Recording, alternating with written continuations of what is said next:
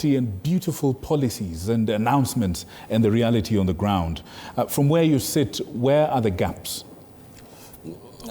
I think, you know, when you look at maybe the Constitution entirely, and maybe what is the main intention of devolution?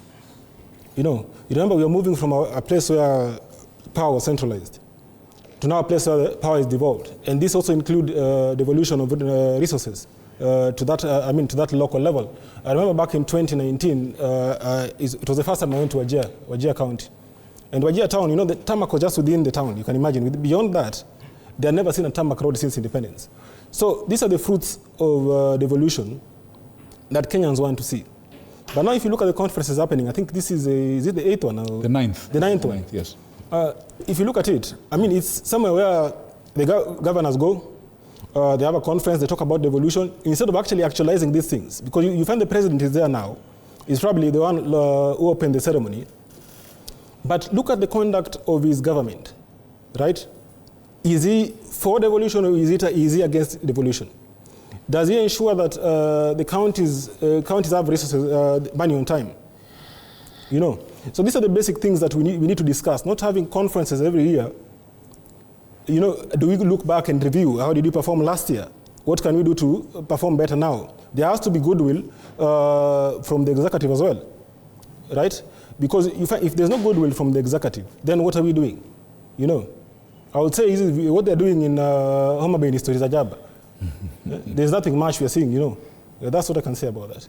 Right. Mulamba, I saw you make faces and react to what the two gentlemen next to you were talking about. Where do you stand on this? Kenya is a good circus. We are in a big play, and it's exactly what it is. I believe the people back there want to hear you. Kenya is a big circus. We are in a big play, and unfortunately, we are not the players.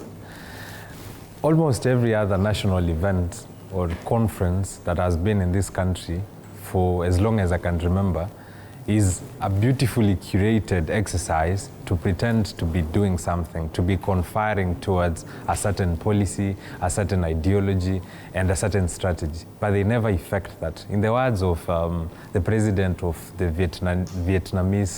Vietnam Gas Company, this country lacks a serious execution culture. That we are big at talking, but we don't walk that talk. So I am seeing this as a good circus and as a good show. In fact, if you're tuning your televisions to look at how your governors and MCS are well-dressed, the pompous language, the beautiful speeches, and the cultural exhibition, then you are in for a good show. But if you are tuned in this and you're looking for a serious strategy, then you are wasting your time. You perhaps should focus on better entertainment. But this is good entertainment. Right, and expensive entertainment, I should say. That conference is really, really expensive. Oh, by the way, Victor. Yes, please. Before I see the spotlight, I was just going through the news, and it has struck me that NTV has reported that the government has procured 50,000 condoms for use in the devolution conference. Goodness. So that's where I tell you this is a good entertainment circus, and it tells you and it beats the reasoning to why exactly we have this conference.